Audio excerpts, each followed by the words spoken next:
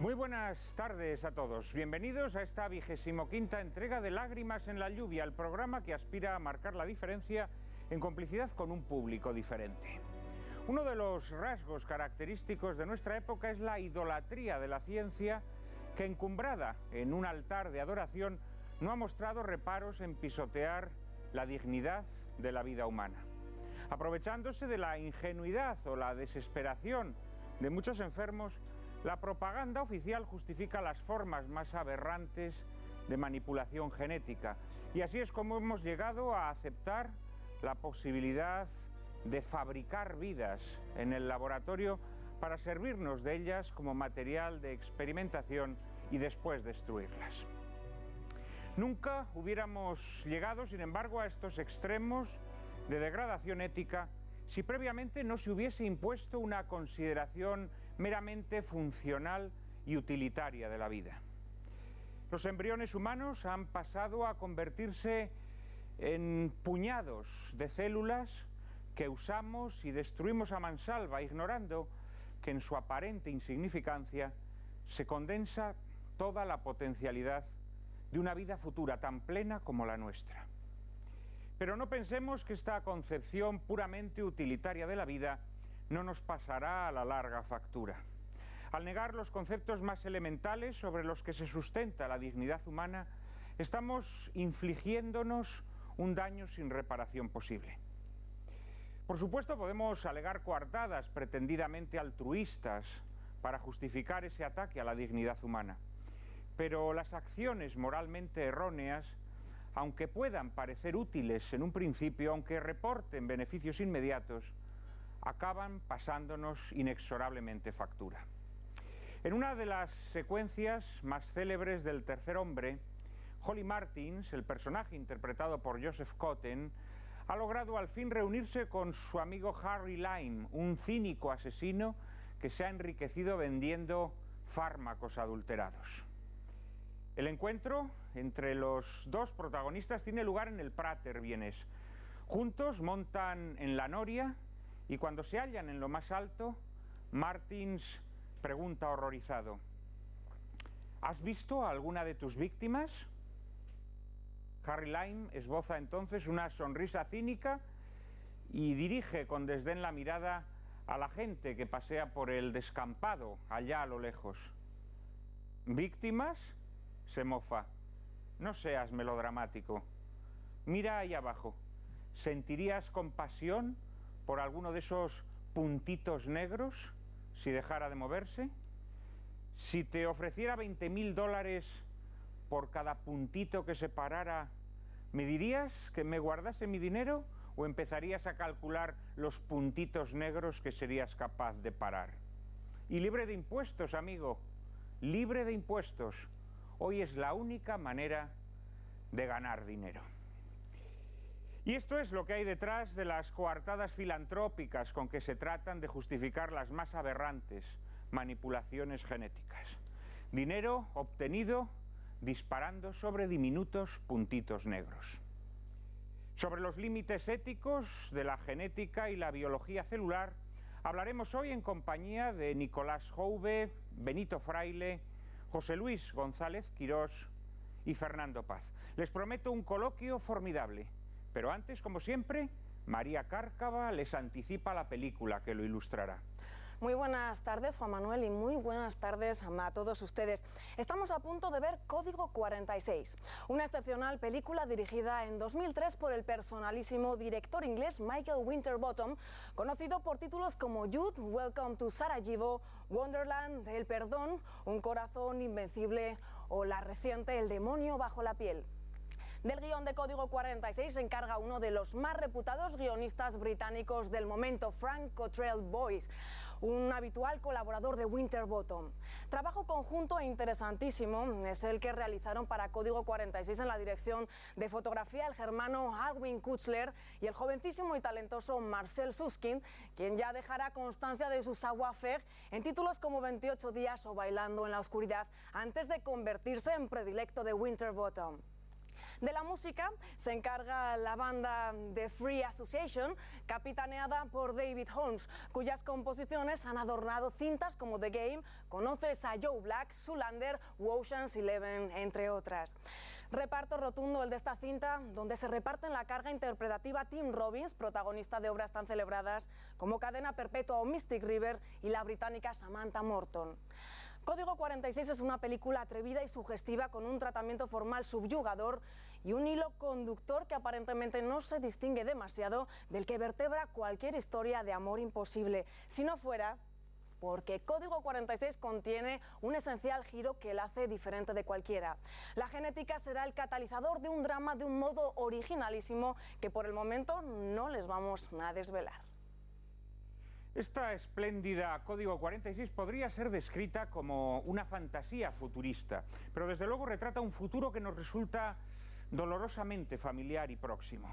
Un futuro donde la globalización campa por sus fueros, donde la desertización creciente del planeta se erige en metáfora de la desertización del espíritu, donde las sustancias químicas alteran nuestras facultades mentales, modelan nuestros estados de ánimo y borran nuestros recuerdos, donde las ciudades babélicas y los centros de trabajo alienadores se han convertido en jaulas que nos condenan al desarraigo, donde la vigilancia de nuestros movimientos y también de nuestra intimidad nos convierte en rebaños de autómatas. Esta fiscalización de las personas alcanza incluso su código genético y así se logra su deshumanización plena. Código 46 podría considerarse un cruce entre Breve Encuentro, la película de David Lean, y 1984, la novela distópica de Orwell, en la que se nos retrata una sociedad sometida a un férreo régimen policial. Winterbottom concibe una pesadilla aún más siniestra que la de Orwell, en la que los avances de la genética han conducido a la humanidad a un callejón sin salida. Y lo hace sin recurrir a la parafernalia típica de la ciencia ficción, rodando en aeropuertos y estaciones de metro, en autopistas y hospitales directamente rescatados de nuestro imaginario urbano tan frío y aséptico. Pero junto a estos escenarios de gélida deshumanización, Winterbottom reserva para las escenas intimistas de la película una gama cromática de una calidez que nos reconcilia con la humanidad renqueante que todavía subsiste dentro de nosotros. Que ustedes la disfruten.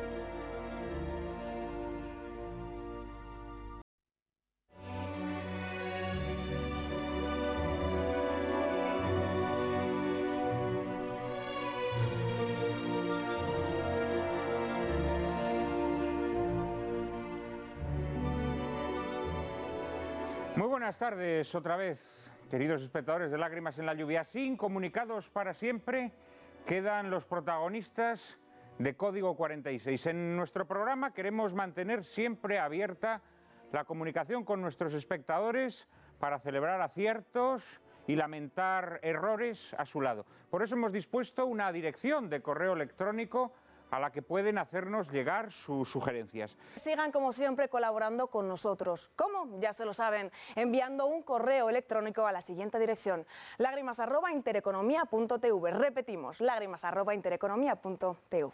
Hoy contamos, como siempre, con 4 invitados de excepción que les ayudarán a disfrutar de ese perfume que les ofrecemos. Está con nosotros José Luis González Quirós, profesor de Filosofía en la Universidad Rey Juan Carlos de Madrid y profesor de la Escuela Contemporánea de Humanidades en Madrid, miembro de los consejos de redacción de Nueva Revista y de la Revista de Libros.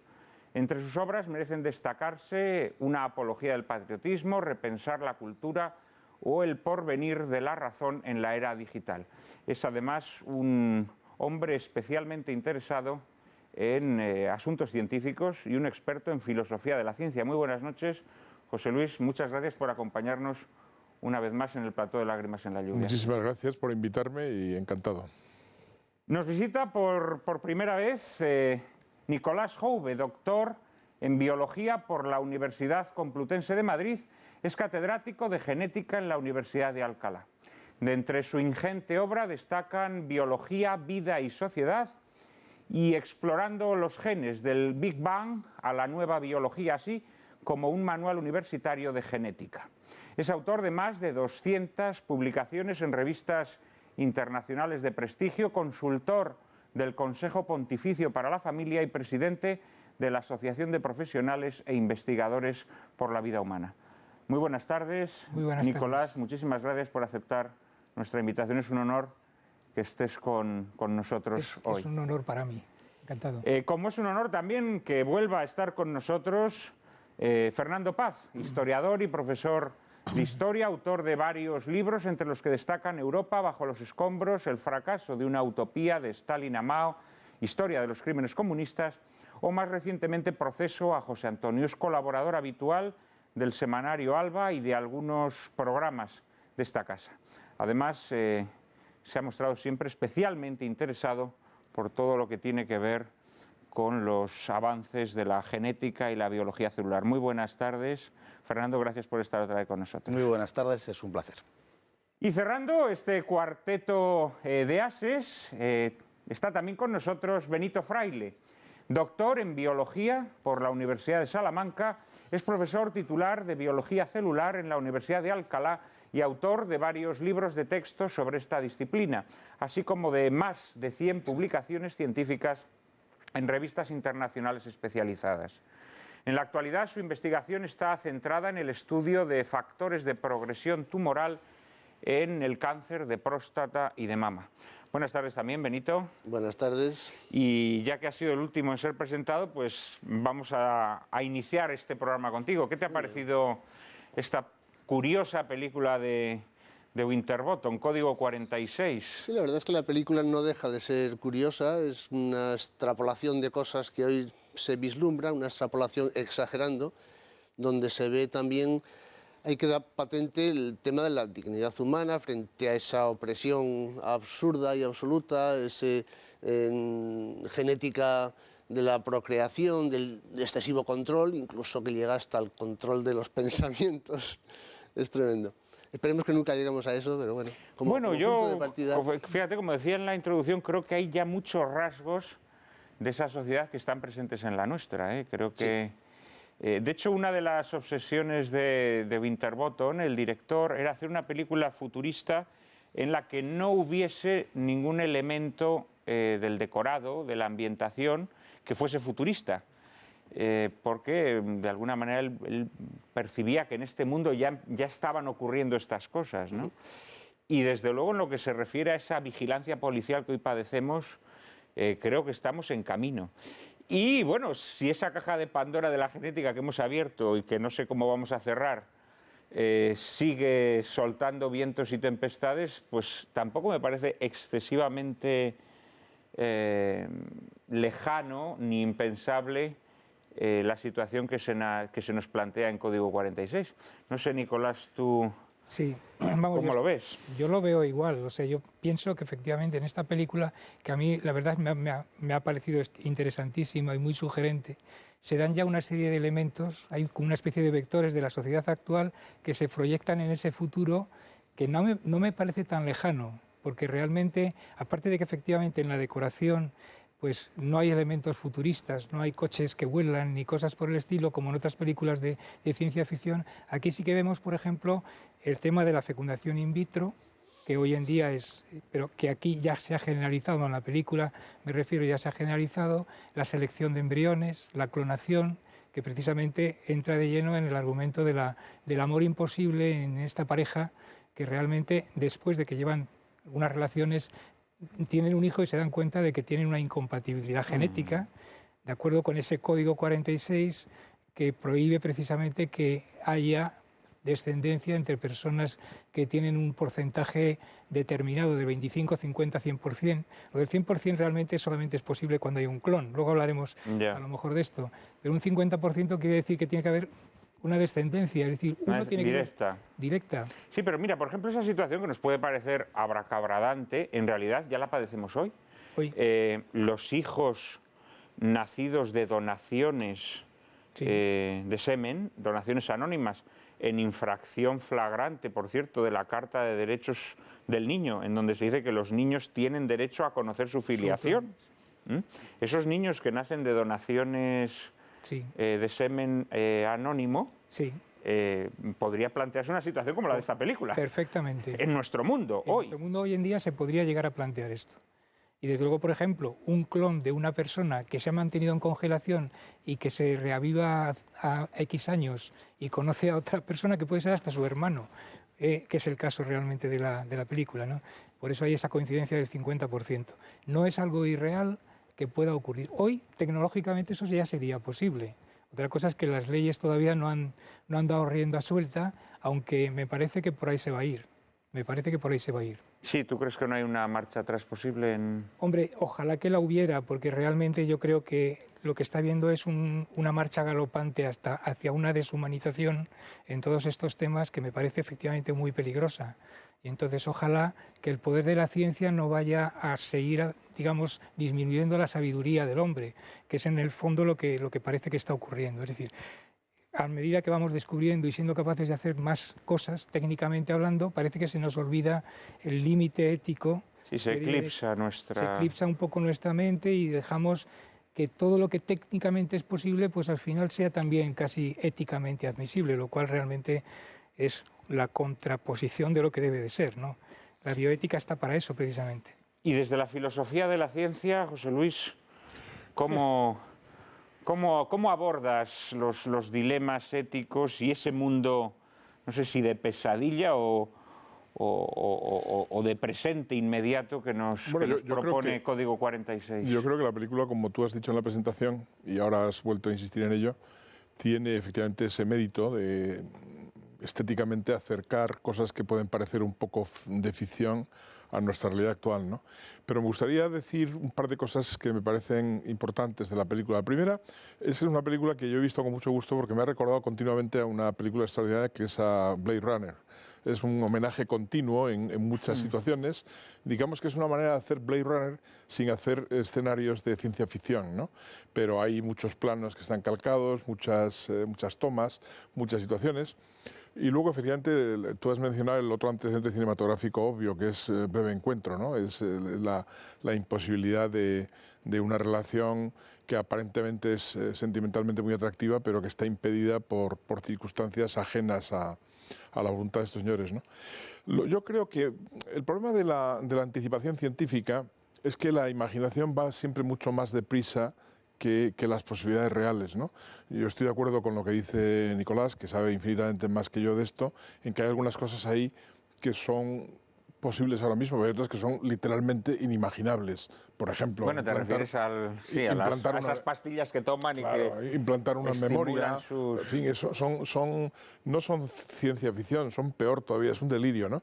Tiene la ventaja de que es un delirio que nos advierte sobre los riesgos que se corre cuando se trabaja con cosas de ese estilo, ¿no? Aunque no creo que evidentemente una pastilla que te permita adivinar los pensamientos de otra persona probablemente sí sea un delirio, aunque bueno, no sé, todo lo veremos, ¿no? Cosas veredes, amigo Sancho. Pero en cambio yo creo que pastillas que te generan empatía o por el contrario, rechazo a determinadas personas... Eso es un viejo tema de la ciencia ficción, es decir, eso está en Huxley, por ejemplo, la pastilla de Soma que acaba con todos los conflictos, está en otros muchos textos de ese estilo, ¿no? Está en la novela que da lugar a Blade Runner, en las ovejas eléctricas, si tienen sueñan los androides con ovejas eléctricas. Eso es, ¿no? Pero tú sabes que el universo químico en el que vivimos, cada vez hay más pastillas para más cosas, ¿eh? Sí, pastillas para estar feliz, pastillas para... pero eso tiene más que ver con la propaganda que con la realidad, ¿eh? Es decir, yo creo que todavía yo en eso soy rotundamente optimista, todavía es mucho más fértil la imaginación humana, que se engaña pensando que toma algo que le va a arreglar no sé qué cosa, que la capacidad real de intervenir en nuestra conciencia sentimental, moral o psíquica mediante medios técnicos, que eso me parece sencillamente disparatado, por fortuna, y hoy por hoy, ¿no? Aunque creo que también que 100 años por delante. Pero en cambio, el tema genético sí que es posible. Sí, el tema genético sí, porque el tema genético, lo que ocurre es que con la genética lo que habría que discutir es hasta qué punto no cometemos el error de identificarnos de una manera demasiado exclusiva con lo genético. Nosotros tenemos una genética, pero somos algo más que eso, ¿no? Indudablemente, indudablemente. El problema es que quizás esto lo estamos olvidando, ¿no? Claro. Al final se está imponiendo una visión excesivamente materialista Claro. de nuestra humanidad, según la cual somos un agregado de componentes químicos Eso es. que puede ser rectificado, variado, con un leve toque de la varita mágica científica. Fernando, ¿qué te ha sugerido a ti este Código 46? Bueno, a mí la película me ha gustado, bueno, más que me ha gustado, me ha seducido, que no siempre es lo mismo, sobre todo por los temas que plantea, y más que por los temas que plantea, quizá por los temas que sugiere. A mí me ha sugerido dos cosas, uno sobre un tema que apenas insinúa, pero que está un poco latente, que es el de la eugenesia, y también algo que está más explícito, que es la memoria, el control de la memoria, ¿no? El control de la memoria que, aunque no de una manera bioquímica directamente, sin embargo, por otros procedimientos más de ingeniería social, está sucediendo. Está sucediendo con una representación del pasado, por ejemplo. O sea que no es algo tan lejano. Lo que puede ser más o menos disparatado es pensarlo a través de una pastilla, pero hay otras formas de pastilla que en nuestros días estamos sufriendo, ¿no? De pastilla y de inyección en vena. Y de inyección en vena, efectivamente. Y el tema de la eugenesia, que yo creo que es un asunto al que, bueno, por asimilación al nazismo derrotado en 1945, expulsamos de nuestra civilización occidental por la puerta grande y que se nos ha colado por la ventana en forma de diagnóstico preimplantatorio, que hablaremos después, y de aborto. Porque es curioso que una sociedad tan radicalmente, tan maniáticamente, diría yo, tan maniáticamente igualitarista, sin embargo, a la hora de justificar determinados supuestos de aborto, lo hagan a partir de una malformación, cuando resulta que estamos suprimiendo todas las barreras de capacitados, discapacitados. Sin embargo, luego sí utilizamos la discapacidad para justificar esos supuestos de aborto. Por tanto, creo que la película, a mí particularmente, lo que me ha sugerido, a través de una estética discutible pero subyugante, muy en la línea de Blade Runner, desde luego, ha sido eso. Hombre, fíjate, la verdad es que yo creo que en el trasfondo de ese triple salto mortal y sin red que hemos hecho en estos últimos años con los avances genéticos, ese entendimiento puramente utilitario de la vida embrionaria, en el fondo subyace la idea de que solo los altos, guapos y sanos merecen vivir. Esa es la idea de fondo, es decir, todos los avances que se nos venden como grandes muestras de la filantropía y del altruismo, en el fondo lo que invocan es la idea de que una persona que crezca con una enfermedad es una persona inservible y que por lo tanto esa persona, una de dos, o debe ser curada en fase embrionaria o por el contrario debe ser arrojada a las tinieblas exteriores, ¿no? Es que históricamente, si no hubiese sido por esa asimilación del programa de eugenesia en general con el nazismo, probablemente todo esto hubiera llegado antes. En cuanto a la preparación de las mentalidades, no me refiero en cuanto al desarrollo científico, que evidentemente depende de otros factores, pero sí que a comienzos, hace ahora 100 años, a comienzos del siglo XX, sobre todo las fuerzas, entiéndase la expresión, de progreso, las fuerzas progresistas, la izquierda en general, era muy partidaria de la selección racial y de la eugenesia aplicada al ser humano. Lo que sucede es que esa asimilación con el nazismo la llevó a una vía muerta, lo hizo inviable, de modo que todavía hoy, en países como Alemania y Austria, por razones perfectamente explicables, es en las sociedades en las que más rechazo producen este tipo de planteamientos, ¿no? Sí, lo que ocurre, claro, la eugenesia nazi era hecha con seres humanos hechos y derechos. Aquí, como es con vidas gestantes, pues aquí se aplica la máxima de ojos que no ven, corazón que no siente, que es la máxima hipócrita por la que se rige la ética de nuestra sociedad, ¿no? Allá donde no ves un ser humano, ese ser humano te lo puedes cepillar, te lo puedes cargar. Sí, ahí quería ir yo precisamente porque realmente el tema es que se está tratando con un, entre comillas, material biológico que no piensa, que es, digamos, el mundo de los embriones y el mundo de los fetos, en la fase del nasciturus, donde todavía efectivamente no se ha desarrollado en absoluto las capacidades que llamamos de autoconciencia, es decir, nacemos a medio hacer. Y esto es una cosa que realmente fue precisamente lo que determinó que desapareciera esa eugenesia social de principios del siglo XX y de mitad también con el nazismo, que es el exagerado, digamos, determinismo genético que se había pensado. Es decir, se pensaba que los genes lo deciden todo. Y esto no es así.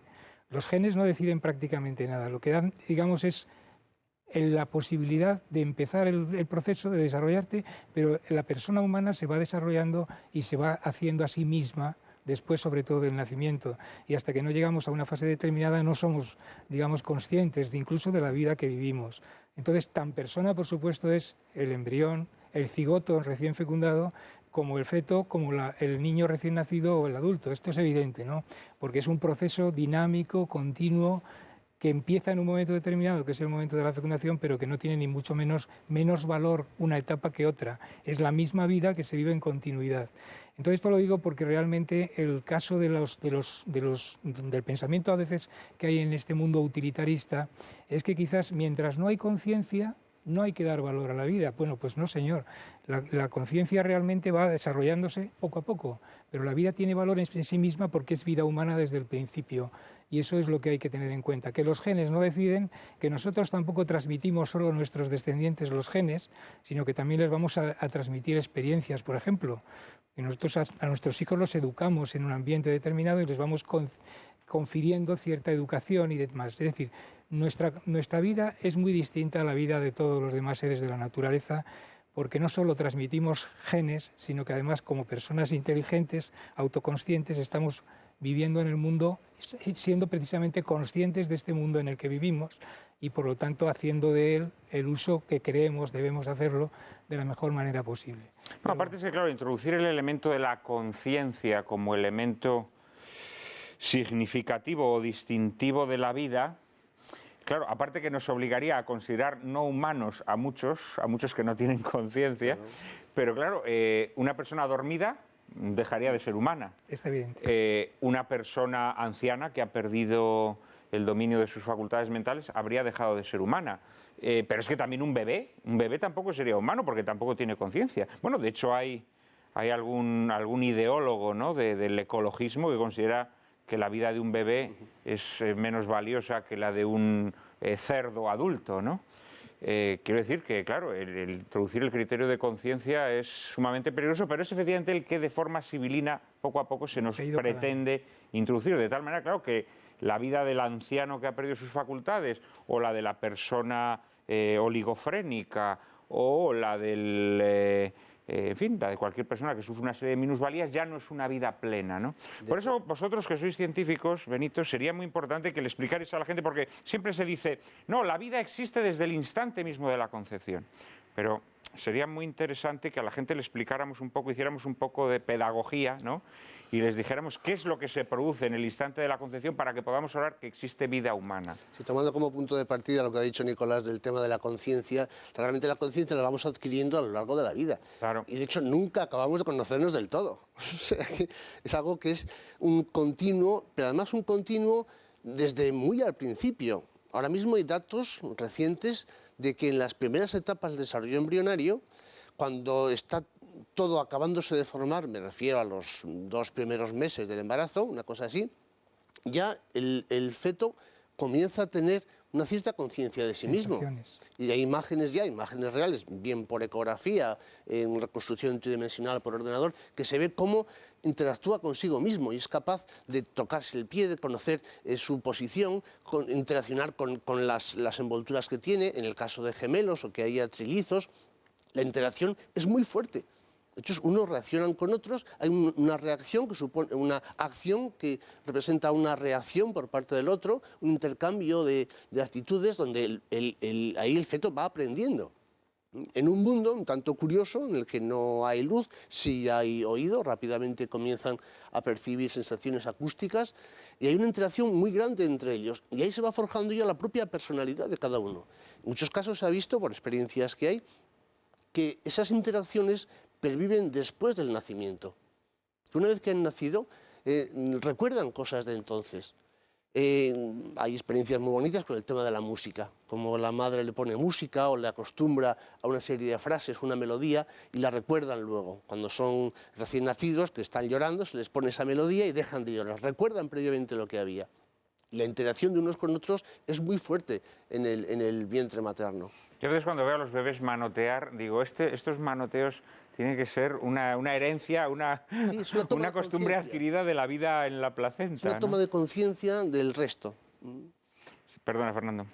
No, es que me gustaría enfatizar en lo que se ha estado comentando de la autoconciencia, que creo que se ha explicado perfectamente, porque en este momento es el caballo de batalla que está planteado en muchas, digamos, en los círculos más avanzados de la progresividad norteamericana. Tenemos a Peter Singer, por ejemplo, el autor de Liberación Animal, que además todo esto está hilado mucho con el culto a Gea, con el culto a la naturaleza y con el animalismo, digamos, que estamos percibiendo en nuestros días como una ideología verdaderamente peligrosa. Incidentalmente recordaré que ahora, con motivo de la desgracia que ha sucedido en Japón, del terremoto, el tsunami y demás, las imágenes más vistas de Japón han sido las del rescate de un perro, y había brigadas específicamente constituidas para salvamento de perros que ignoraban a los humanos que estaban bajo los escombros y se dedicaban exclusivamente a salvar estos animales. Bien, pues Peter Singer, este ideólogo, está afirmando en este momento que efectivamente la vida de un bebé, hay discusiones entre ellos, ¿no?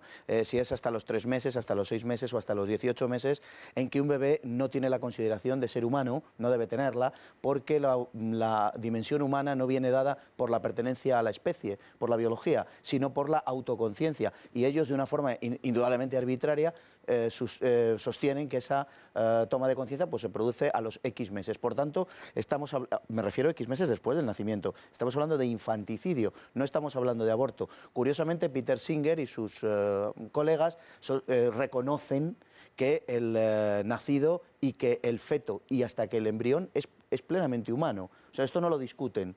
Peter Singer reconoce que tan humano es el embrión como el niño de 4 o 5 meses. Por tanto, la liquidación, si los padres lo deciden, de momento está planteado en términos paternos, si los padres lo deciden, se puede efectuar en función de que ese niño no tiene autoconciencia. Por eso digo y subrayo y quiero enfatizarlo, que es un tema muy importante el de la autoconciencia. No, este caso de este científico que mencionas, Singer, es un caso también de eso que siempre se ha dicho, ¿no? Que el sueño de la razón produce monstruos. Es decir, yo creo que la razón desenfrenada, la razón desembridada, hay un momento en que entra en cortocircuito y ya guiada únicamente o propulsada únicamente por el tirabuzón de sus pensamientos progresivamente enloquecidos, puede llegar a cualquier lugar. Aquí habría que preguntarnos, Nicolás, si la ciencia puede ser verdadera ciencia si no tiene unos límites. Es decir, porque claro, hoy en día la idea que existe en esta idolatría científica de la que todos somos partícipes es que todo lo que se puede hacer técnicamente se debe hacer, ¿no? Lo cual es algo, claro, que nos lleva hacia la monstruosidad, hacia la aberración. Y además ha habido casos históricos de precisamente a dónde nos han llevado esos excesos de tecnología. Y podríamos citar, por ejemplo, el tema de las bombas atómicas que se lanzaron en Hiroshima. Nadie duda de que el avance científico de la energía atómica es fabuloso y además ha dado, digamos, muchas posibilidades de progreso a la humanidad en muchos campos positivos. Pero evidentemente un uso así pues, es muy negativo. O, por ejemplo, en los casos de biomedicina, pues privar, por ejemplo, a unos pacientes de un fármaco, como se hizo deliberadamente en Estados Unidos, el caso Tuskegee, que fue un caso muy conocido, que se descubrió no hace mucho tiempo, por cierto, y que le costó incluso un buen disgusto a los políticos del momento en que se descubrió, y que realmente se trataba de simplemente que unos aparceros les habían estado engañando, diciéndole que les estaban tratando contra una enfermedad, contra la sífilis concretamente, y no les estaban dando nada más que, digamos, un placebo, una cosa inocua. Y realmente se fueron muriendo poco a poco. Era únicamente un experimento para probar el límite de la resistencia humana. ¿Cómo podemos consentir estas cosas? Los mismos abusos en la época nazi, cuando los médicos, estos famosos Mengele, etcétera, pues sometían a los prisioneros, entre comillas, ¿no? Es decir, pues a pruebas de resistencia física hasta el límite, con la idea de que eso era un avance para la medicina. Bueno, pues realmente todo eso sirvió precisamente para que después del juicio de Nuremberg, pues se asentara un poco la cabeza, digamos, y surgiera la Gran Declaración de Derechos Humanos y luego sobre todo la declaración del Helsinki de la Asociación Médica Mundial, que exige ya lo de la declaración, digamos, la declaración informada, el consentimiento informado a los pacientes y la prohibición absoluta de que se experimente, es decir, poner límites y trabas a la investigación. La investigación no puede ser ilimitada porque nos puede llevar evidentemente a unos grandes excesos. Y ha habido ejemplos muy positivos de cómo los propios investigadores han autolimitado sus investigaciones ante el riesgo existente, previsible, de lo que estaban haciendo. Y me refiero concretamente a lo que ocurrió con los comienzos de la ingeniería genética, la modificación de unas bacterias que se podían escapar, digamos, y provocar un auténtico desastre ecológico y mundial, ¿no? Y sin embargo los investigadores conscientes de eso se reúnen en California, estoy hablando del año 73, y deciden por sí mismos parar todas las investigaciones, se emplazan a una serie de reuniones posteriores para ir mejorando las tecnologías, y de ahí sale el llamado grito de Asilomar. Por la localidad californiana se llamaba Asilomar, que es no todo lo técnicamente posible es éticamente aceptable. De ahí viene precisamente ese conocido aserto que es el que hoy utilizamos prácticamente en bioética como una necesidad, ¿eh? Y por supuesto la bioética surge como una necesidad para poner freno a una reflexión sobre los límites de los avances científicos y tecnológicos. José Luis, bueno, la verdad es que estáis tocando temas que a mí me son muy queridos y que es muy largo. No querría dejar de decir 2 o 3 cosas que me parecen importantes. Desde luego estoy de acuerdo, por empezar por el final, con el que la ciencia y la tecnología, en la medida en que pueden afectar a la vida humana, tienen que estar sometidas al imperio de la ley. Esto es evidente. Y a su vez supongo que el imperio de la ley tiene que estar pendiente de principios morales lo más objetivos posibles. Eso es lo que es más dudoso en las sociedades occidentales hoy, ¿no? Pero no entremos en ese problema. Es decir, lo que sí es evidente es que no se puede dejar, por ejemplo, que los científicos o los tecnólogos se autodeterminen plenamente, ¿no? Yo suelo citar muchas veces un caso de un personaje que conocéis todos, que es Santiago Ramón y Cajal, que es un científico realmente extraordinario, quizá la única gloria científica española importante. Cajal cuenta, cuando estaba investigando, que a él le llevaban unas monjitas que vivían cerca de su casa, cuando vivía aquí en Madrid, niños recién muertos, y comenta para que les abriera el cerebro, investigara, y dice, algunos estaban todavía calientes.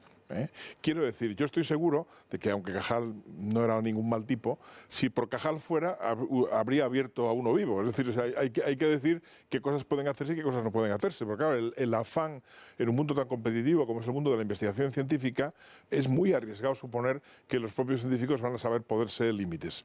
Ahora bien, esos límites son límites complicados, porque muchas de estas cuestiones están a mitad de camino de lo claro y lo que no es tan claro, ¿no?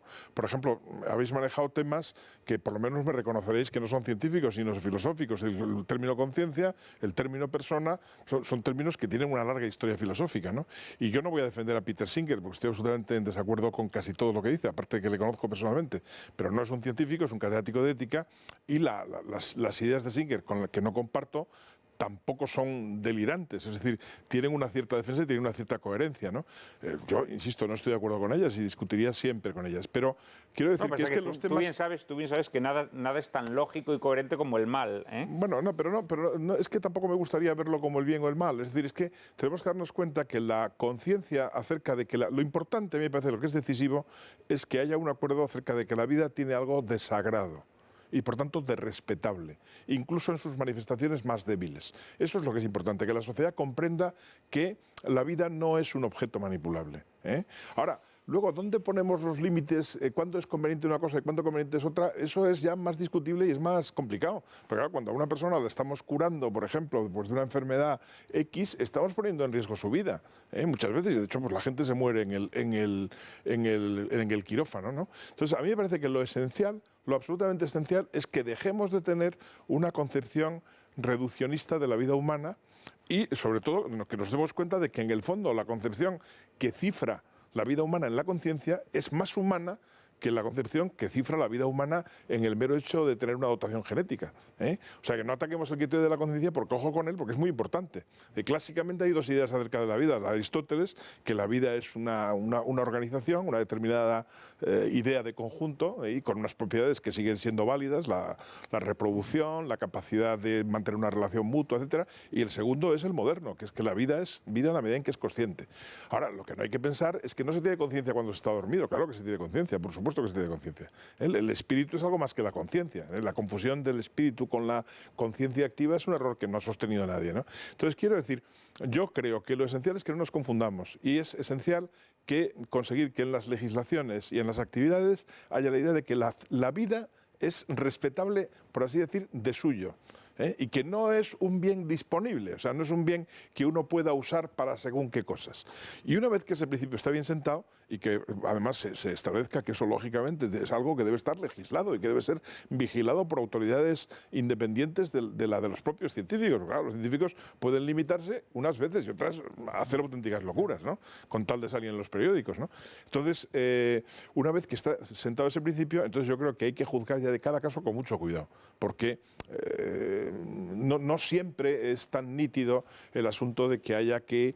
en fin, hay muchos casos que son tremendamente equívocos, y la bioética tampoco es ningún truco para resolver nada de esto. La bioética es una ciencia defensiva de los médicos, que nace en Estados Unidos cuando el nivel de querulancia frente a las acciones de los médicos asciende mucho.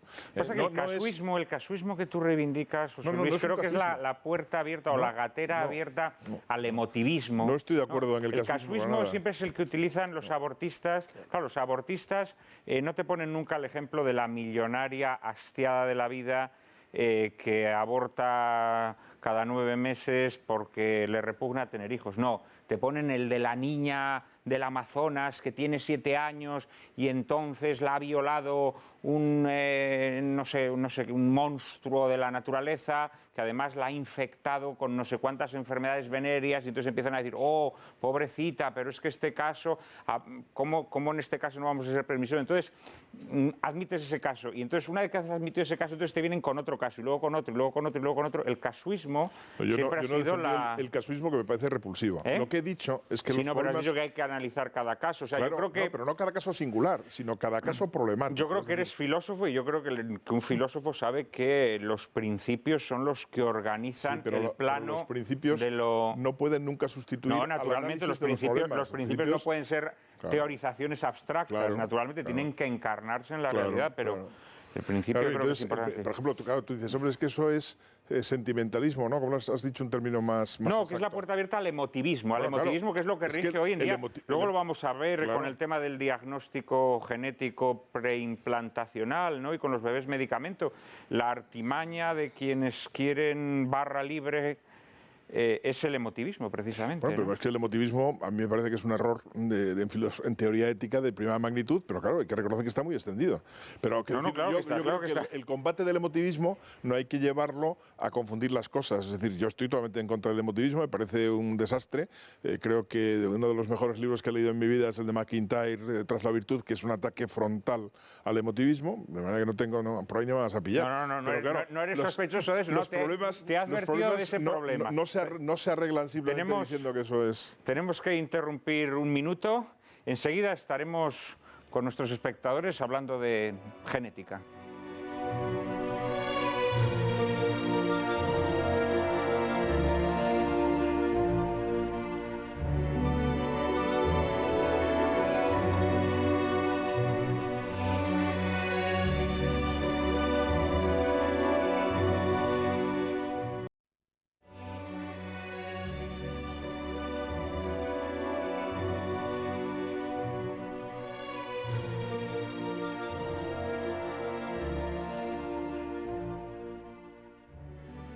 La terrible realidad de la ciencia es que de alguna manera es el certificado del endiosamiento del hombre.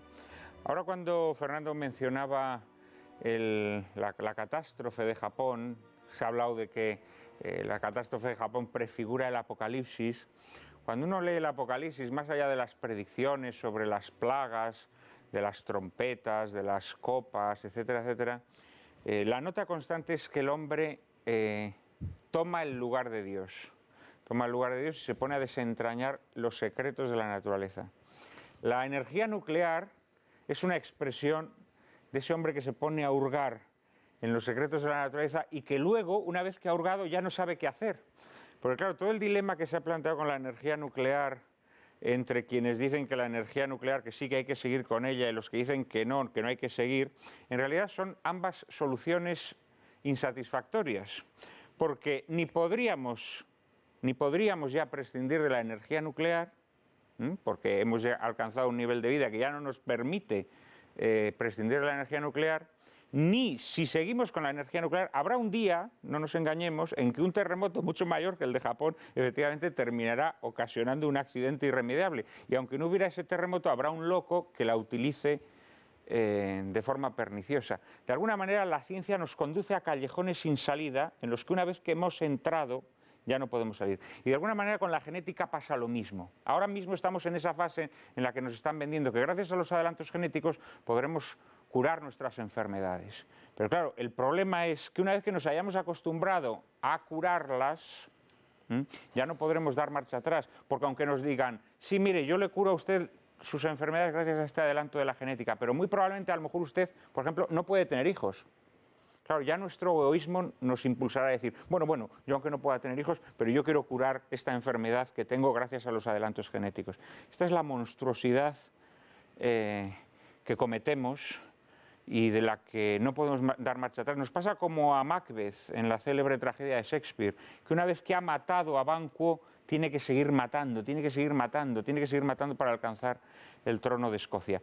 Pero se nos ha quedado en el tintero, antes de pasar al tema de las células madres, se nos ha quedado en el tintero una cuestión que yo lanzaba sobre todo a nuestros científicos, porque sí, muchas veces decimos, la vida comienza en la concepción. Quienes defendemos esa condición sagrada de la vida, ¿no?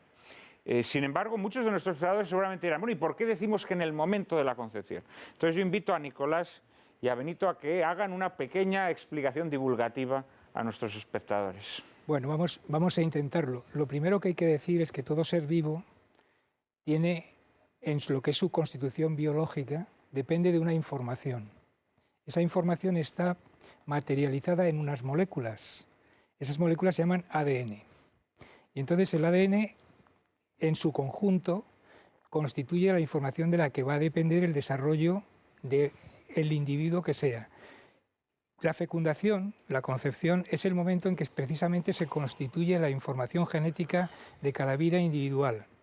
De modo que todos nosotros tenemos una identidad genética que se constituyó justo en el momento de la fecundación, de la que surgió el cigoto, primera realidad corporal de una vida humana, a partir de la cual ese cigoto empieza simplemente a dividirse celularmente.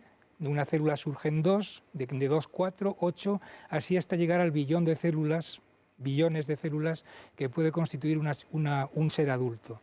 Pero todas estas células que constituyen nuestro ser adulto mantienen la información genética singular y distinta a la del padre y a la de la madre, porque es una combinación inédita la que se constituye en el momento de la fecundación, que nos va, digamos, a acompañar de por vida, incluso después de muertos, porque todos sabemos perfectamente que mediante el análisis del ADN, las pruebas de ADN, nos permiten la identificación en medicina forense, en medicina legal, pues eso, de unos restos, de tal manera que ese es el sello biológico, material, vamos a decir, personalísimo, intransferible. Intransferible. Desde ese punto de vista, nosotros somos seres biológicamente singulares en la constitución genética que tenemos.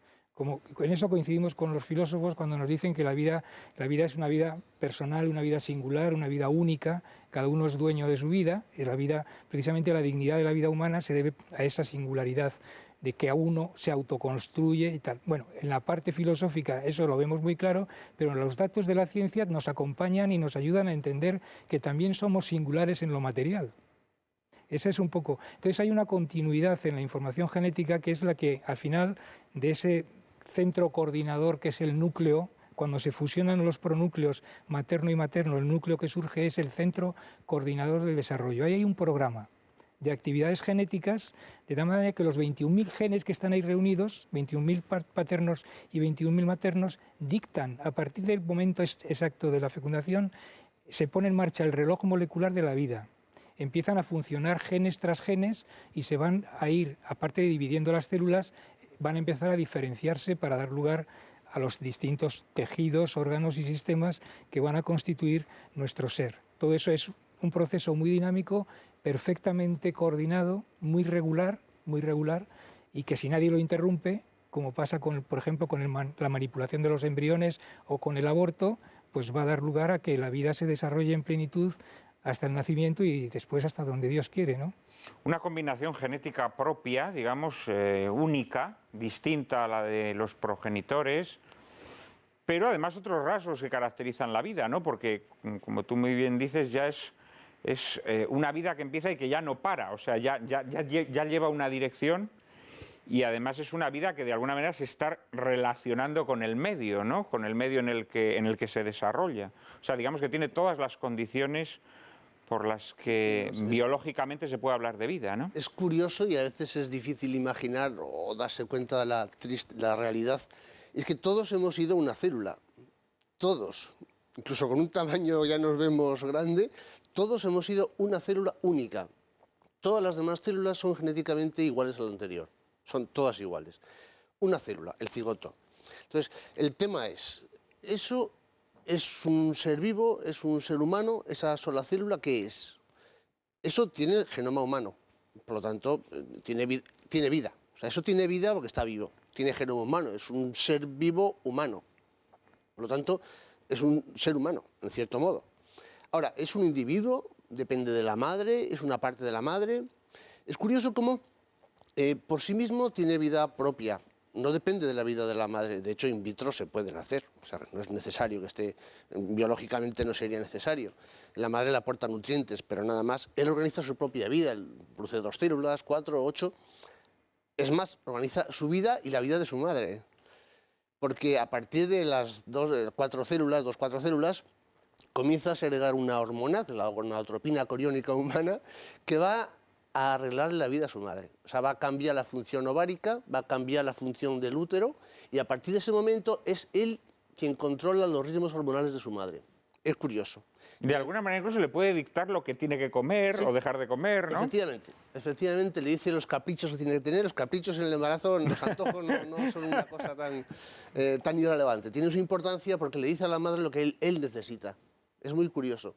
Y de hecho organiza prácticamente todo el sistema hormonal de la madre hasta más adelante, ya más avanzado el embarazo, que comienza ya la propia placenta, o sea, en principio es el propio embrión, luego ya es la placenta también quien organiza a la madre mediante una serie de hormonas. Por lo tanto, desde el primer momento se puede considerar que es un individuo distinto a la madre, un ser vivo, genoma humano, por lo tanto, ser humano.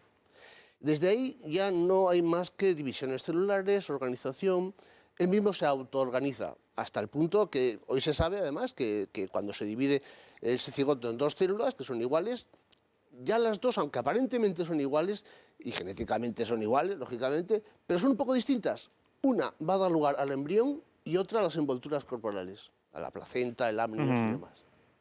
Y a partir de ese momento todas las células se van organizando a sí mismas. No es la madre la que dirige, la que dice cómo tienen que dividirse o qué es lo que va a ser la cabeza o los brazos. No, es él mismo quien se organiza completamente y organiza a la madre. Por lo tanto, nivel de autoorganización pleno desde el primer momento. Por otra parte, ese criterio de dependencia de la madre en la vida prenatal no deja de ser un criterio absurdo, porque claro, hace 100 años la dependencia de la madre pues era hasta los 7 meses. Sí. Hoy en día es hasta las 21 semanas, me parece, pero es que estoy seguro que dentro de 100 años, pues probablemente a lo mejor a las 2 semanas ya los avances científicos permitirán que esa vida gestante ya no dependa. Quiero decir que es un criterio que me parece desquiciante y absurdo, y acientífico totalmente. Un recién nacido depende totalmente de la madre para todo. Sin la madre no podría vivir. Un recién nacido tú lo dejas quieto y solo y evidentemente. Depende de la madre para todo. Evidentemente. Bueno, yo sigo dependiendo a veces de mi madre, o sea que imagínate, ¿no? Y eso que ya soy una célula bastante desparramada, ¿no? Vamos a hablar precisamente de células, hecha esta interesantísima aclaración, gracias a Nicolás y a Benito. Vamos a hablar de células madre y de las terapias que estas células permiten o al menos prometen. María Cárcava nos introduce en el asunto. ¿Quién no ha oído hablar de células madre?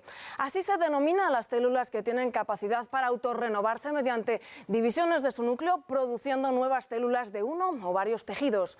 Las células madre pueden ser de dos tipos. Por un lado, células madre embrionarias extraídas de embriones en estadio de blastocisto, es decir, entre 7 y 14 días, a los que se destruye para su aislamiento.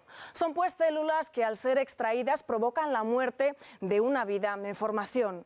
Por otro lado, tenemos a las células madre adultas, que existen en diversos órganos o tejidos específicos del cuerpo humano y que, en contra de lo que primeramente se pensó, no están limitadas a generar solo células especializadas y diferenciadas del tejido donde residen, sino que pueden también ser multipotenciales. Es decir, pueden regenerarse dando lugar a otras estirpes celulares. Además, las células madre adultas no producen trastornos inmunológicos ni presentan problemas éticos, y sus posibilidades en el ámbito de las terapias génicas son enormes. Por terapias génicas entendemos aquellas que restauran una función genética defectuosa en un individuo afectado por una enfermedad hereditaria o adquirida, bien mediante la inserción en su genoma del gen correcto o bien mediante la anulación o modificación del gen alterado. Pero nos preguntamos si es posible corregir cualquier enfermedad causada por una alteración genética. Lo cierto es que, aunque la propaganda oficial insinúe lo contrario, las posibilidades reales son todavía muy limitadas. ¿Por qué la ciencia, con el aplauso de la propaganda oficial, se lanza a destruir embriones, existiendo otras opciones éticamente más aceptables? Bueno, aquí María nos lanza dos preguntas muy sugestivas, ¿no? Por una parte, ¿por qué se está engañando a la gente, haciéndola creer, a la gente lega, quiero decir, y a veces incluso, yo me atrevería a decir, escarneciéndose del dolor de muchas personas que padecen enfermedades hoy por hoy incurables, a quienes se les hace creer que con las células madres su enfermedad se va a resolver en 4 días? ¿Por qué se ha hecho creer a la gente que las células madres son la purga Benito, o sea, que son la panacea universal, que de repente todas nuestras enfermedades se van a solucionar? ¿Y por qué, existiendo la posibilidad de investigar con células madre adultas, que no plantean los inconvenientes éticos que todos conocemos, por qué, sin embargo, ha habido tanto interés en impulsar la investigación con células embrionarias? Nicolás. Bueno, vamos a empezar diciendo que el tema de las células madre embrionarias, digamos, apareció antes en el tiempo que las células madre no embrionarias. Digamos que tomó un cuerpo se instaló, y muchos investigadores pensaron que efectivamente esas células totipotentes que tiene el embrioblasto de los embriones en el estadio de blastocisto, extirpadas de esos embriones y cultivadas en el laboratorio, pueden empezar a proliferar e incluso se puede inducir que de ellas surjan sucedáneos de tejidos deteriorados. O sea, la idea era, con esas líneas celulares que yo puedo obtener de las embrionarias, podré en su día resolver un problema de una enfermedad de degeneración del tejido nervioso, un Parkinson, Alzheimer o un tejido cardíaco infartado, etcétera, etcétera. Cuando ya llevaban cierto tiempo las investigaciones en este campo, y estamos hablando de los años 98, 99, 2000, surge, naturalmente también conducido por la mala conciencia de algunos investigadores que estaban dándose cuenta de que utilizar embriones era destruir vidas humanas, se empiezan a buscar otras alternativas, aparte de que no estaban dando ningún resultado, porque esas células cultivadas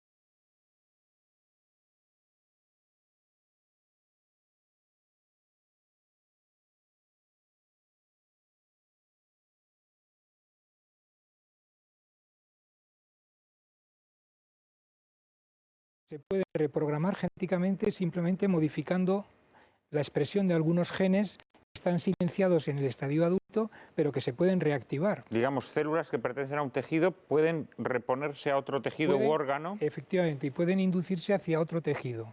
Por ejemplo, células de la piel, fibroblastos, se pueden inducir hacia células del sistema nervioso, del sistema muscular, pero ya diferenciadas, ni siquiera adultas. Digamos que lo que se hace es retrotraerlas a un estadio de pluripotencia en sus descendencias, ¿no?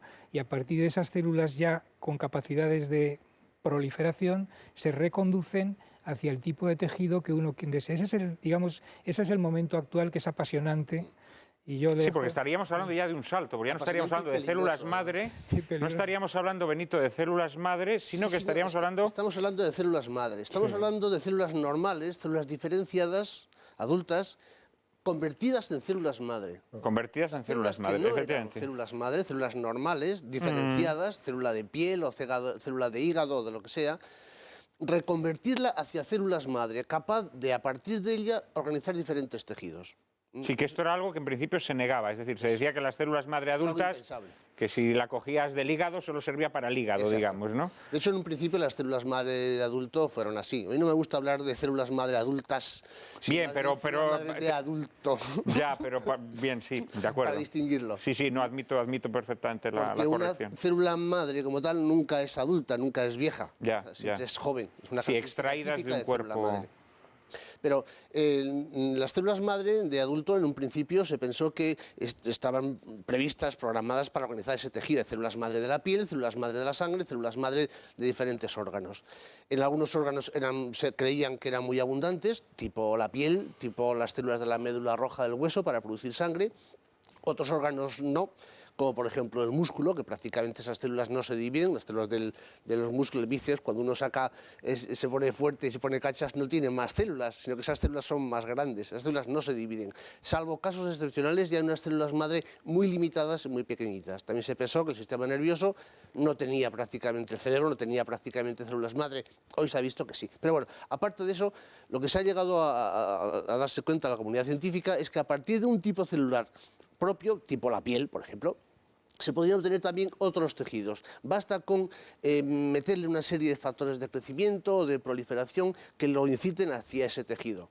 O hacer incluso lo que hacen las propias células del cuerpo. Es apasionante como en el embrión, lo que hablábamos antes, de un embrión de 2 células, 4 células, cuando siguen dividiéndose, en un principio son todas iguales.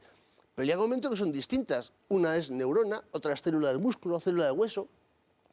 ¿Quién le dice a cada célula lo que tiene que ser? ¿Cómo se organizan? ¿Cómo sabe ese conjunto de células lo que tiene que hacer cada una? Es alucinante eso. Bueno, genes. Realmente esos son los propios genes de la célula y luego la interacción de unas con otras. Esa interacción va a modificar esos genes entre la genética y la epigenética, también es otro tema muy interesante del que también Nicolás podría hablar mucho. Esas interacciones entre células vecinas, mediante prolongaciones o mediante sustancias que eliminan, hacen que unas células se puedan transformar en otras. Lo mismo se hace con el tema de las células madre. Es curioso porque si cogemos células madre del tipo que sea, incluso hasta las embrionarias o las que queramos, una célula madre como tal, pura y dura, no vale para nada.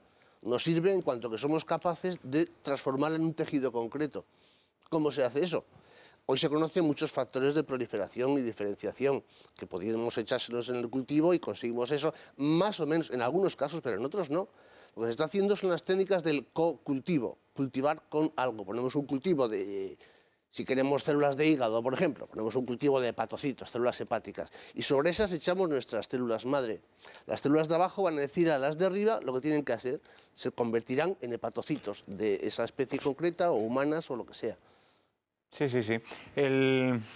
Os habéis dicho que la investigación empieza con las embrionarias, que por lo tanto llevan una delantera. Sin embargo, estos avances que me estáis comentando de las células madre de adulto, permiten avisorar un futuro en el que realmente muchas de estas terapias que hoy en día se ven como promesas más que como realidades, o que empiezan a verse como realidades en potencia, podrían realizarse a través de células madre adultas, que son células que no plantean problemas éticos. Entonces, ¿por qué creéis que hay tanto empeño en impulsar la investigación con embriones? porque ciertamente eso se percibe. Porque da más dinero, porque resulta menos esforzado, requiere menos dedicación. ¿Por qué? Porque realmente, claro, tiene que haber alguna razón, ¿no? Porque hasta el mal, o sobre todo el mal, tiene sus razones. Algo tiene que haber ahí, ¿no? Yo esgrimiría dos tipos de razones. Una de ellas es de carácter ideológico.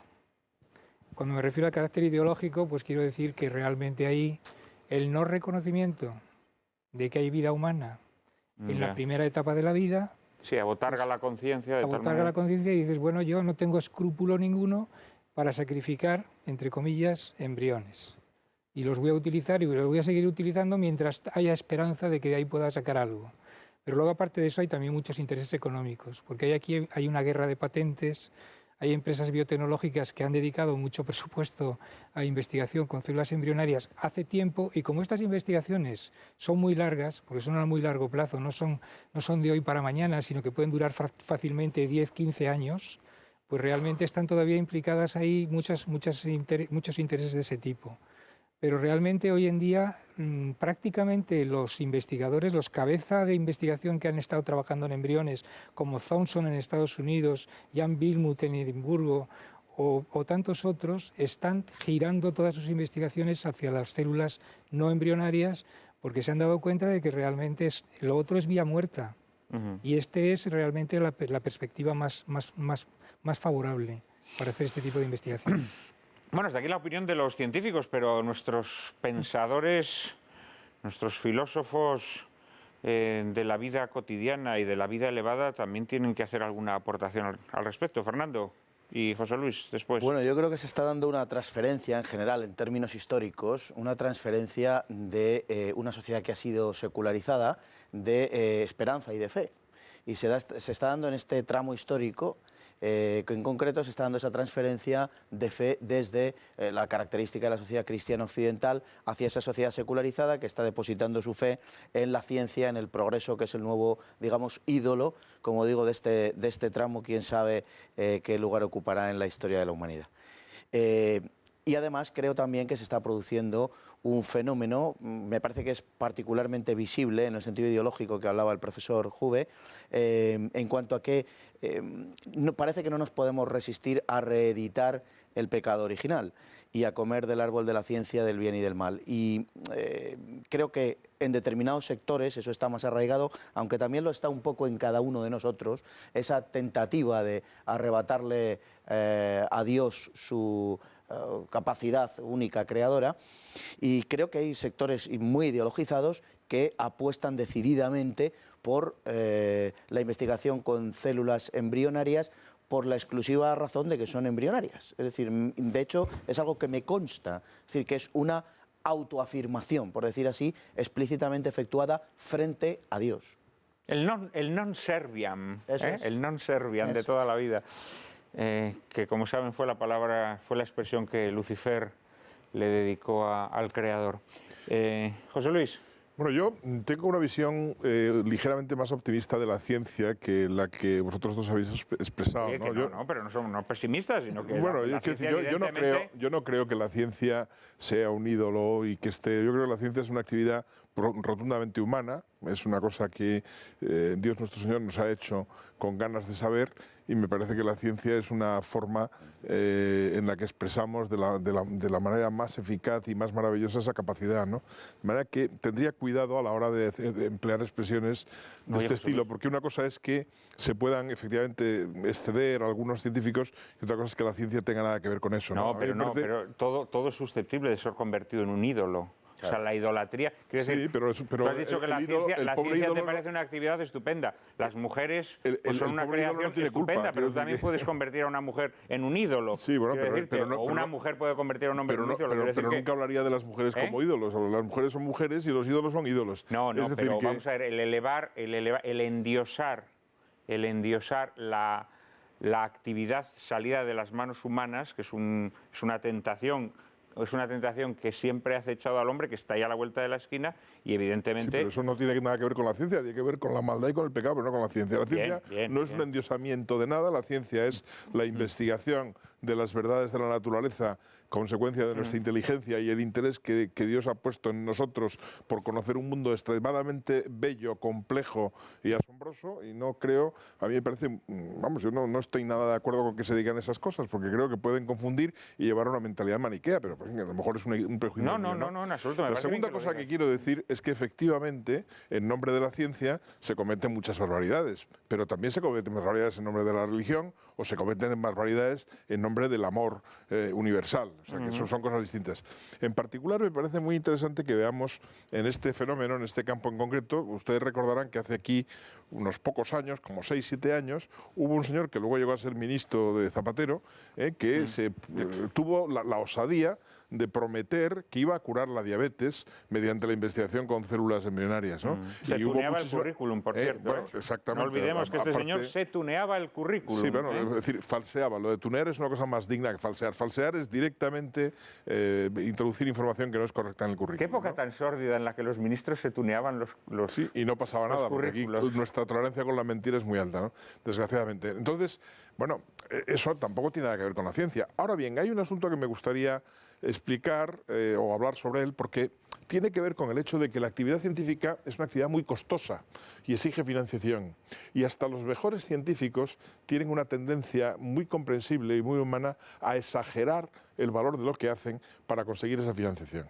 Es decir, cuando tú estudias sociología de la ciencia y estudias eso un poquito a fondo, ves, por ejemplo, pues que sistemáticamente los sesgos favorables a una determinada línea de investigación a la hora de presentar los resultados se exageran porque hay necesidad de que los gobiernos suelten el dinero, ¿no? Entonces hay que ser, bueno, eso ha dado lugar a fraudes. Bueno, el coreano sonores. Aquel, ¿no? Aquel coreano que... Sí, no, en física los artículos en revistas que llegaron a Physics Today o a Science o a las revistas más importantes y que luego resulta que eran falsos, ¿no? Entonces, pero eso tampoco se puede decir de la ciencia, eso es una maldad. Sí, eso es superchería. Exacto, sí. Es una maldad. Entonces, pero ciencia... fruto de la adoración de la ciencia. Sí, fruto de que la ciencia... O del papanatismo que nos hace pero reverenciarla como un ídolo. El papanatismo es exactamente lo contrario de la ciencia, porque si la ciencia es algo, es lo contrario del papanatismo. La ciencia es capacidad de criticar lo que se da por sabido.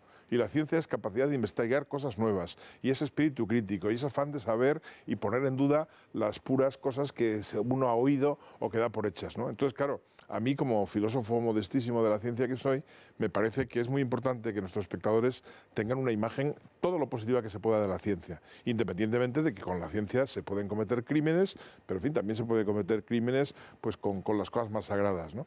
Esa es la cosa que quería decir. Y luego, aunque efectivamente existirán esos grupos hasta satánicos o lo que sea que puedan hacer esas barbaridades, a mí me parece que en general, y esto saben mucho más nuestros colegas que yo, pero yo por lo que he podido leer, me parece que ahora mismo se está efectivamente apostando mucho más por la investigación, no ya primero porque no plantee problemas éticos, sino con la investigación que se está demostrando más prometedora. Porque además aquí hay una paradoja, que es la que, y con esto termino, Juan Manuel, no quise hacerme largo. Las ideas sobre la vida incluyen a veces una contradicción. Y la contradicción es que, por una parte, consideramos que la vida es, pues información, como ha dicho antes Nicolás, aunque ya también ha matizado que necesita esa información. A mí no me gusta la palabra información porque creo que no tiene sentido hablar de una información que nadie interpreta.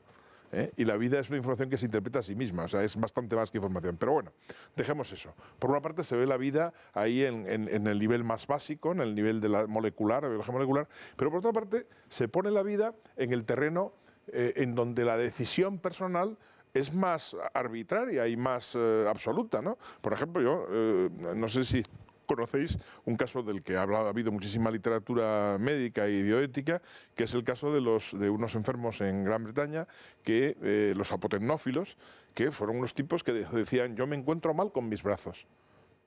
Yo sé que yo no tengo brazos y estos brazos que tengo me sobran. Bueno, algunos de estos han sido operados por la Seguridad Social Británica, pero en el fondo el apotemnófilo no es más sino un caso más exagerado de la persona, por ejemplo, que quiere cambiar de sexo cuando su sexo a nivel genético sigue siendo el que es, ¿no? Entonces, o del señor que se piensa que es Napoleón y entonces... Eso es. Entonces, quiero decir que qué paradoja que las ideas de la vida oscilan según la conveniencia del caso, entre dos extremos que son absolutamente contrarios, ¿no? Por tanto, efectivamente, efectivamente reflexionar sobre qué es la vida, sobre qué valor sagrado tiene, sobre qué papel ocupa en la vida la reflexión moral y la decisión moral, pues es algo que debemos hacer y eso no es asunto de la ciencia.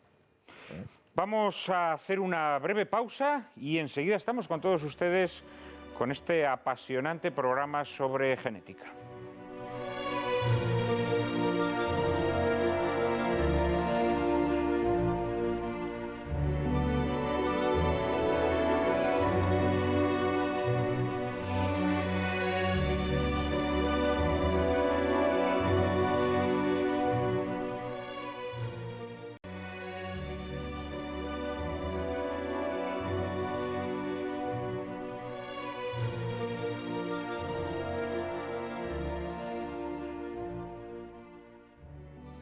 Ha estado muy interesante esta defensa que nos ha hecho José Luis González Quirós de la ciencia, intentando deslindarla de esa idolatría o de esa superchería científica que se está entronizando en nuestra época. En honor a la verdad, a veces también los científicos colaboran en ello. A mí una de las cosas que más me sorprende y me deja a veces patidifuso es la ligereza con que determinadas revistas científicas de gran prestigio publican trabajos que luego la prensa divulga, que son trabajos descacharrantes y grotescos. Y esto está ocurriendo sobre todo en los últimos años, en los que parece que la ciencia se ha espectacularizado, ¿no? Se ha convertido en una gran atracción de masas y eso la ha llevado con frecuencia a desvirtuarse. Vamos a cerrar este bloque sobre las células madre, pero antes Benito y Fernando habían pedido la palabra. Bueno, yo quería puntualizar un poco sobre el tema tan interesante que ha apuntado José Luis, del por qué ese empeño en investigar con células madre embrionarias cuando realmente las adultas están funcionando mejor y de hecho la terapia que hay ahora mismo es con células madre adultas. Las embrionarias hay ahora mismo un ensayo clínico en fase experimental, pero terapia ninguna por el momento.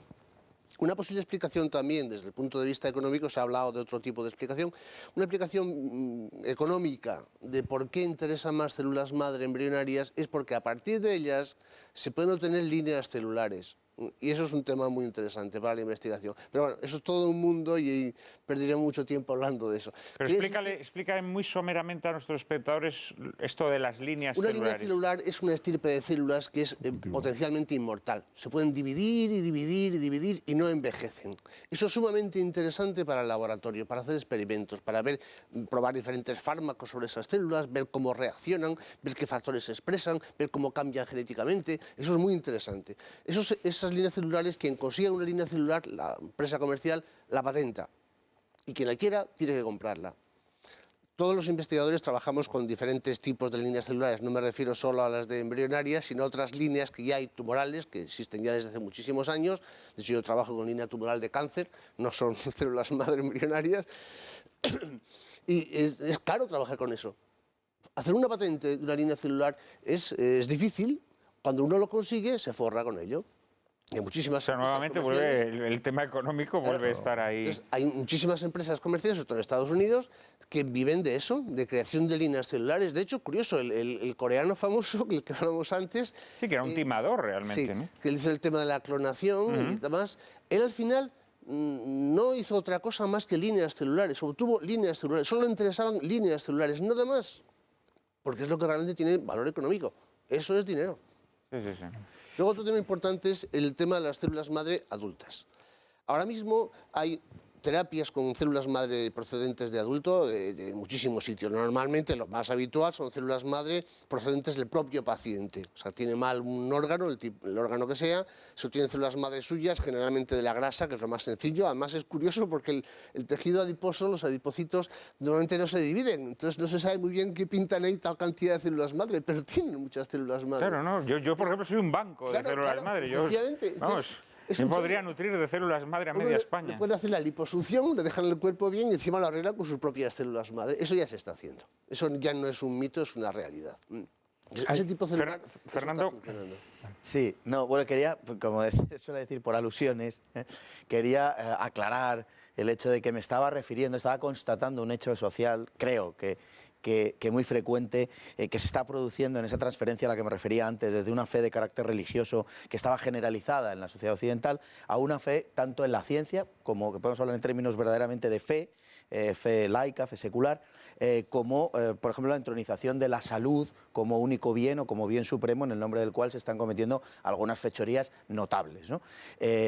Me refería esencialmente a eso, porque yo creo que es algo que podemos, en fin, que nos rodea, que está delante de nosotros y que se está convirtiendo en una especie de ídolo, pero no porque lo sea en sí mismo, ni por muchísimo menos porque sea malo o intrínsecamente perverso o algo parecido, sino por todo lo contrario. Pero ciertamente que el ser humano, el hombre, y singularmente en Occidente, está desarrollando eso, sencillamente. Creo que es un hecho social que está alcanzando un prestigio que en otras épocas pudo tener la política, pudieron tener las ideologías, etcétera, ¿no? Y creo que funcionalmente está desempeñando ese papel. No me refiero a que sea malo en sí mismo ni nada parecido. No, naturalmente no. Y además es una observación muy pertinente porque de alguna manera las sociedades que dejan de creer en la salvación de sus almas se obsesionan con la salvación de sus cuerpos, ¿no? Que ha sido siempre la tragedia de las sociedades paganas que finalmente las ha conducido a la desesperación.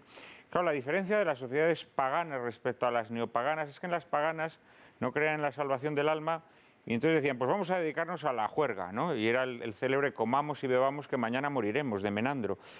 Lo terrible de esta nueva obsesión por la salud del cuerpo es que nos dicen, te vas a morir, pero no comas ni bebas, porque tienes que hacer un bonito cadáver, un perfecto y saludable cadáver. Este es el drama de estas sociedades que ya no creen en la salvación de su alma, pero que por salvar su cuerpo se entregan a todo tipo de privaciones, a todo tipo de entregas de lo que es propiamente humano y que son además sociedades muy controladas por el poder, ¿no? Que se erige en administrador de esa salud, que puede provocar histerias cuando le apetece, que puede provocar, lo estamos viendo, ¿no? Con esas epidemias fantasmagóricas de gripes que no sabemos exactamente qué consisten, ¿no?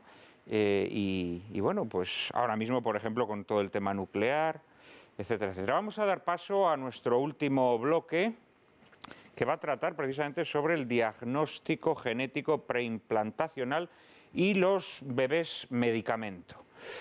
Dos temas íntimamente vinculados y de rigurosa actualidad. María Cárcava nos introduce en el asunto. Dado que el ADN del genoma individual se constituye en el momento de la concepción y se mantiene en todas las células del individuo a lo largo de la vida, hoy se puede hacer un diagnóstico genético en cualquier momento, incluso en fase embrionaria. Este diagnóstico genético no se está empleando, sin embargo, para detectar la predisposición a enfermedades que luego se puedan corregir posteriormente. En fechas recientes, la prensa se felicitaba por el nacimiento en un hospital barcelonés de un niño libre de un gen que podría predisponerle a padecer cáncer de pecho, que por cierto, con las medidas terapéuticas actuales es curable si se detecta a tiempo en más del 90% de los casos. Para ello se produjeron en laboratorio otros embriones humanos a los que se condenó a morir. Igual procedimiento se sigue con los llamados bebés medicamento, creados en laboratorio con fines puramente utilitarios.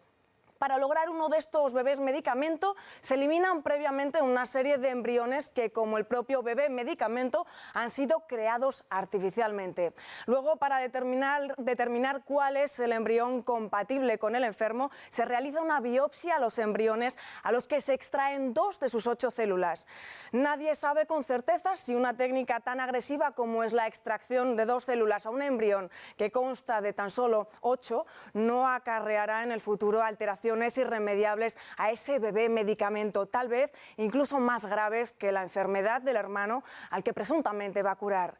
Por supuesto, se nos oculta que existen alternativas científicas a la fabricación de bebés medicamento, como por ejemplo la creación de bancos de cordón umbilical que no plantean problema alguno, ni ético ni tampoco científico.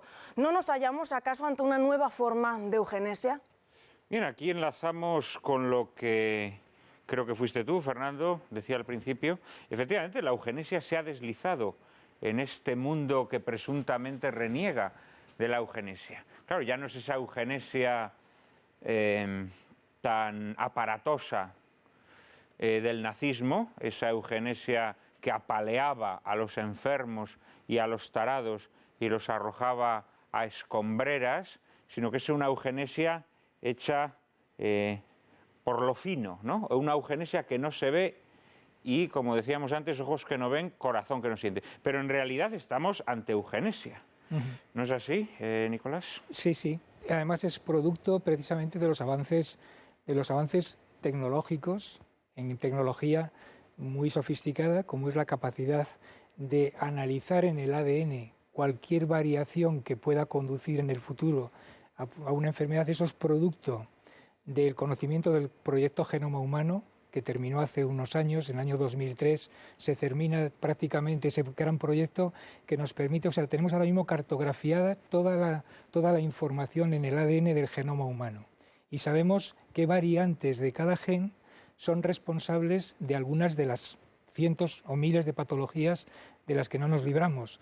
Entonces, si pudiéramos hacer, y es lo que se está haciendo, un diagnóstico ya incluso en el embrión, extirpando una o dos células, extrayendo el ADN y analizando en ese ADN si efectivamente hay alguna variante de las responsables de enfermedades, pues tendríamos la capacidad de seleccionar embriones. Y esto es de lo que estamos hablando precisamente y de lo que ya se está viendo. Es decir, se está haciendo ya a nivel de laboratorio, y el ejemplo que poníamos antes del gen de la predisposición al cáncer de mama es un claro ejemplo. Ya hay para unos 100 enfermedades aproximadamente capacidad técnica para diagnosticar en embrión si ese embrión, y no los hermanitos embriones que pueda tener a su alrededor, tiene o no tiene tal o cual variante genética causante de una patología. Y en función de eso se abre entonces la espita a la selección de embriones. Y seleccionar embriones, seleccionar vidas humanas por sus características genéticas, no tiene más que un nombre que es clarísimo. Eso es eugenesia. Es lo que se hizo de otra manera a principios de siglo, como decíamos antes, y ahora se hace de una manera mucho más sofisticada, al nivel nada menos que del ADN de los embriones creados in vitro. Naturalmente esto no se puede hacer más que por medio de la fecundación in vitro, con esa panoplia de embriones que se crean, entre comillas, que a mí no me gusta la palabra, por supuesto, me parece horrible, sobrantes. Se crean muchos más embriones de los que finalmente se van a implantar. Sí, claro, porque hay gente que habla de los embriones como si fueran piezas de recambio de un coche, efectivamente. ¿No? Eso es una palabra que está de más aquí, pero en fin, entre los múltiples embriones existe la capacidad de seleccionar el sexo, seleccionar el que esté libre de un gen causante de una patología, o incluso, yendo más allá, seleccionar un gen que potencie alguna capacidad física, intelectual o cualquier otra que se pudiera pensar que está determinada genéticamente. Yo aquí, si acaso, para luego ampliaremos un poco más, porque yo no quiero acaparar esto, pero hay mucha limitación también. No se puede diagnosticar cualquier cosa. Cualquier carácter humano, y más los del comportamiento, no son diagnosticables genéticamente, ni por diagnóstico genético, ni de ninguna de estas sofisticadas formas que estamos hablando. Claro, la espita se abre desde el momento en el que nos consideramos legitimados para fabricar vida, desde el momento en el que disociamos la generación de vida de la naturaleza, digámoslo así, ¿no? de la propia naturaleza genesíaca, ¿no? que los seres humanos tenemos. Desde ese momento en el que decidimos que podemos fabricar vida, claro, la tentación de fabricar aquella vida que nos conviene es cada vez más grande. Claro. Es decir, desde el momento en que tú admites que la gente fabrique vida, luego esa gente va a querer fabricar vida con ojos azules, o va a querer fabricar vida con pelo en el pecho, o va a querer fabricar vida sin catarros. Porque claro, el límite no sé dónde se va a poner. Este niño que ha nacido en Barcelona y que nace sin esa predisposición hacia el cáncer de pecho, realmente el cáncer de pecho es una enfermedad que ya en muy escasos casos, valga la cacofonía, es mortal. Y menos en varones. Y menos en varones, efectivamente. Pero es que llegará el día en que habrá unos padres que digan, no, es que yo no quiero que mi hijo padezca catarros. Claro, es que es una monstruosidad. Estamos aboliendo nuestra propia condición de seres humanos. Nos estamos convirtiendo en otra cosa. José Luis. Bueno, yo creo que evidentemente esto tiene algo de monstruoso y me parece que es algo que habrá que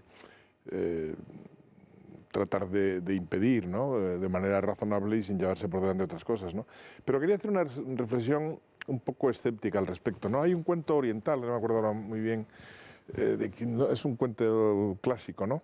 El cuento más o menos lo que dice es que la muerte va a buscar a alguien, ¿no? Entonces ese alguien se entera antes de que la muerte va a ir a por él, ¿no? Entonces decide irse a otra ciudad, ¿no?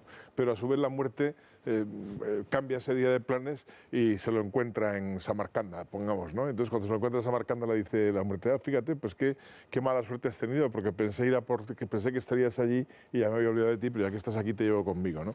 Quiero decir que es un apólogo medieval, también existe en Occidente. Yo creo que sí, yo creo que es una... De alguna manera el tema del séptimo sello de Ingmar Bergman es ese. Pero yo creo que eso es aplicable también a este tipo de cosas. Es decir, nuestra capacidad de predecir si alguien va a tener una enfermedad, bueno, justo como acaba de decir Nicolás, hay muy pocos casos que estén absolutamente establecidos. Desde luego los catarros, olvídate, o sea, los catarros son suficientemente misteriosos. Entiéndeme, lo he hecho como... No, hombre, si es una broma, como para decirte que hay muchísimas cosas que no sabemos qué relación tienen con la información genética, pero además es que creo que realmente a poco que tengamos experiencia de estas cosas, pues nos encontraremos con que efectivamente la muerte nos encuentra en otra parte, ¿no? O sea, la capacidad que tenemos acerca de determinar nuestro futuro me parece que son ilusiones absolutamente vanas y bastante estúpidas, y confío en que en el curso de una generación o menos nos demos cuenta de que eso es ganas de perder el tiempo y de engañar al personal, ¿no? Porque hay muchas más cosas entre el cielo y la tierra que las que enseña tu filosofía, como decía Shakespeare, ¿no?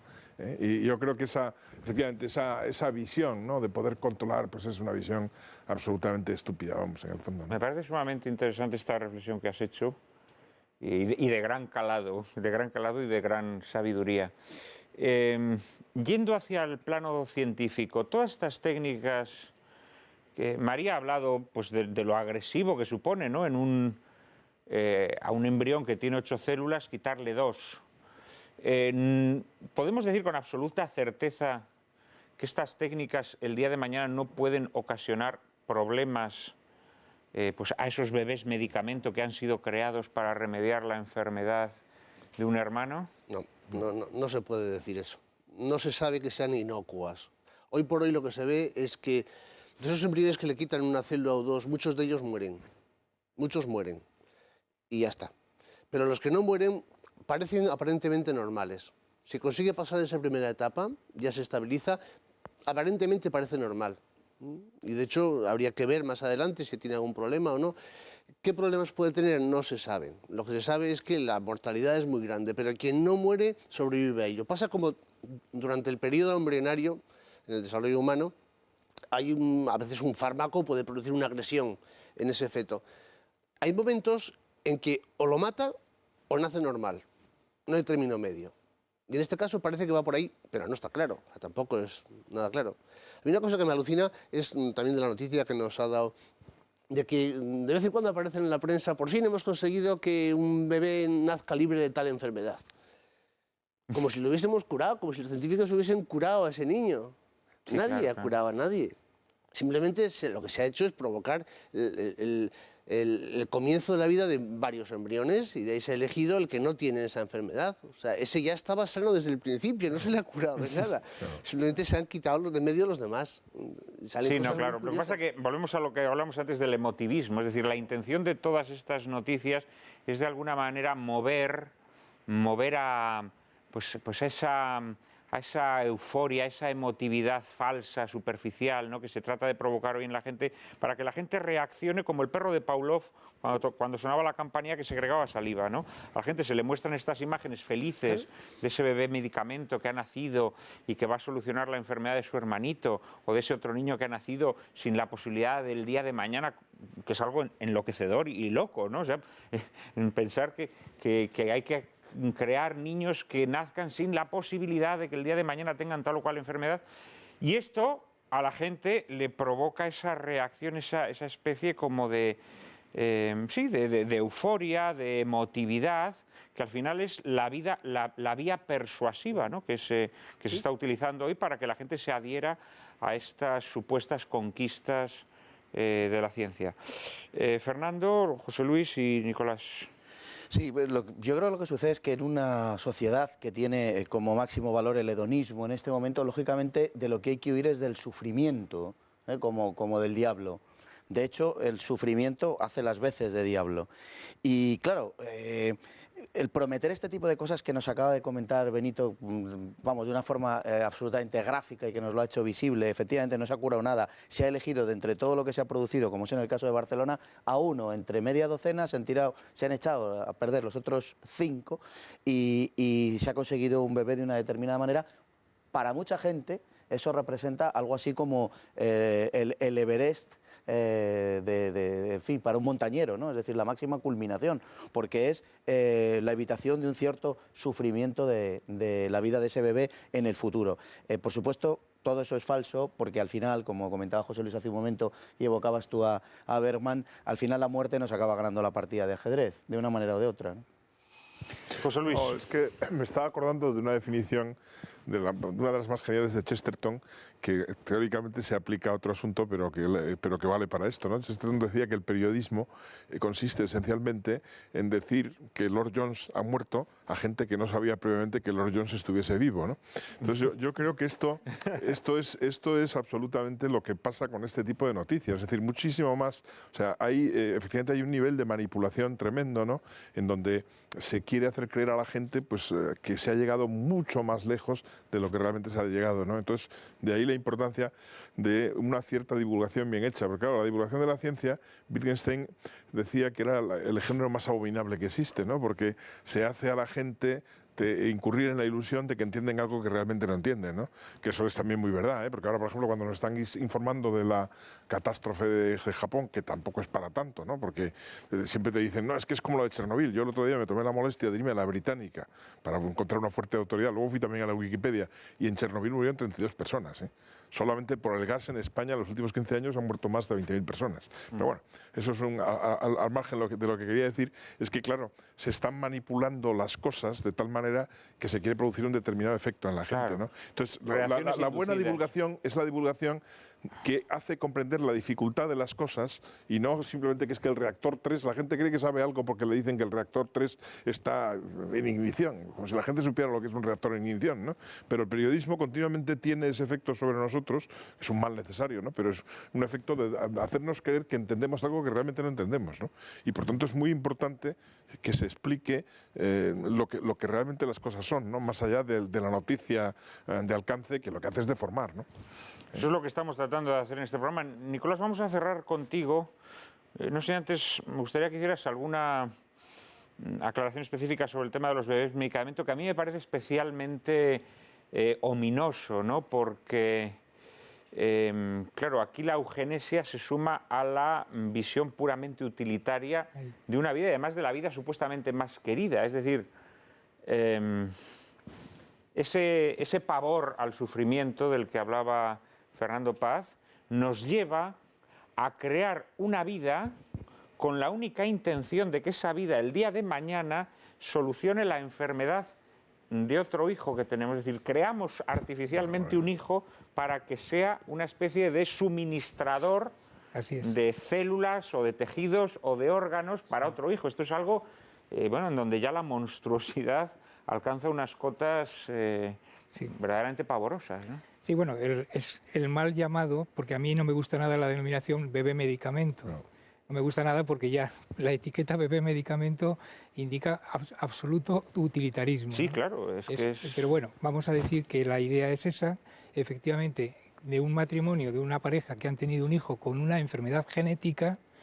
Lo que se trata es, si esa enfermedad genética fuese curable mediante un trasplante con un tejido de tipo compatible, pues buscar ese tejido compatible no en un banco de órganos, que es muy difícil, y realmente hasta que no tengamos dotados suficientemente, como muy bien exponía antes María, los bancos de sangre de cordón umbilical con cantidad de muestras suficientes para encontrar rápidamente la muestra adecuada, pues hay que buscar otro sucedáneo, y el sucedáneo que primero se les ocurrió fue crear efectivamente embriones en los que por diagnóstico genético preimplantatorio se pudieran estudiar los genes de histocompatibilidad que mejor le fueran para el trasplante futuro cuando este bebé nazca y entonces se convierta efectivamente en un donante permanente de médula ósea o incluso de sangre de cordón umbilical en el momento de nacer, pero que no le garantiza que a lo largo de toda su vida esté continuamente suministrando más muestras, porque realmente una enfermedad de tipo, una enfermedad de la sangre, una talasemia, una anemia de Fanconi no se cura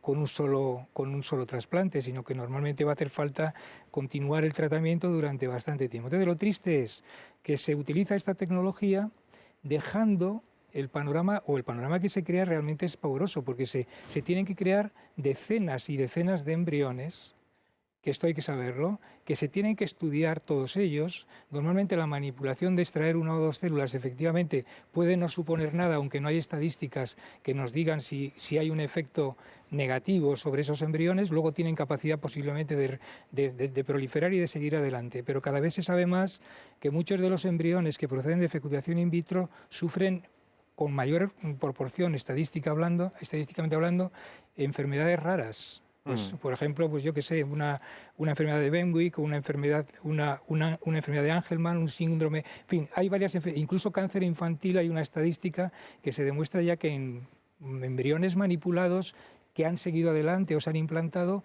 la estadística nos dice que hay más casos de enfermedades infantiles en niños que nacen de fecundación in vitro que en la población que nace de forma natural.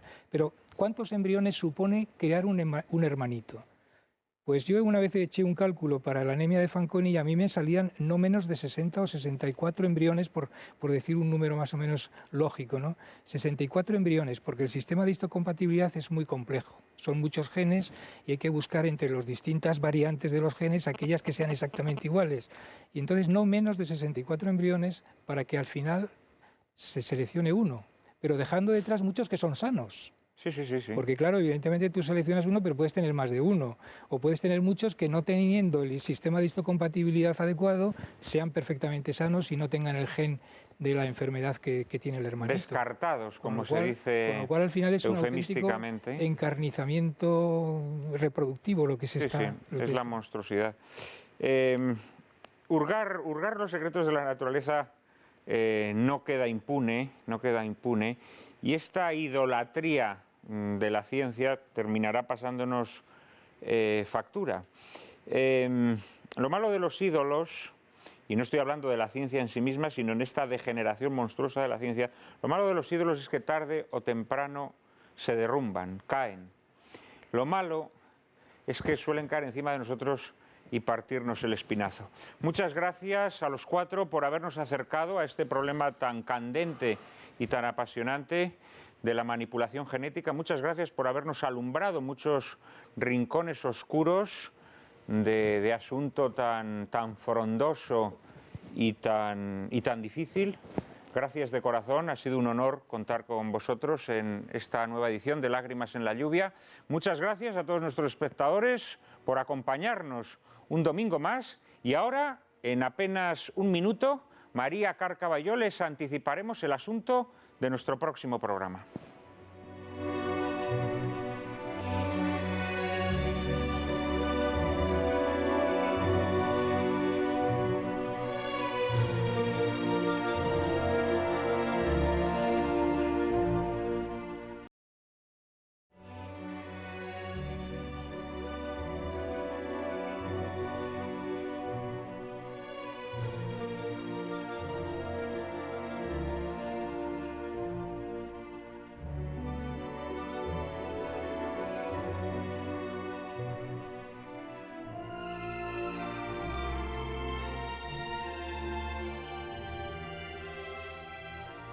...25 programas ya sobre las espaldas, María. Gracias por hacerme la carga más llevadera. Trabajar a tu lado es de lo mejor que me ha ocurrido en la vida.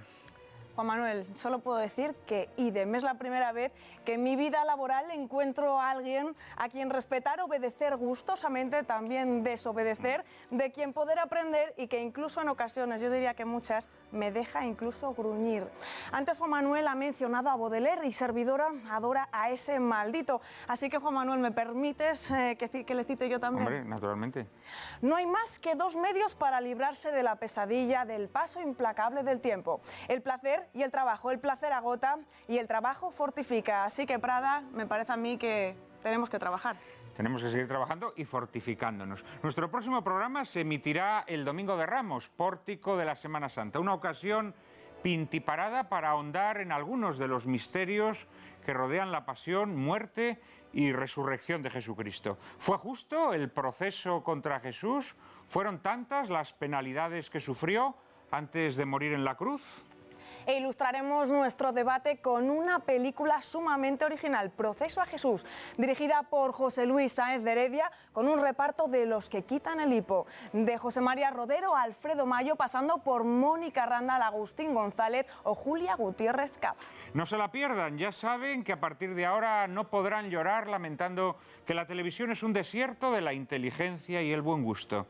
Ahora ya pueden refrescarse en el oasis que cada viernes les brinda lágrimas en la lluvia. Todos los domingos a las 4 de la tarde, aquí, en Intereconomía Televisión.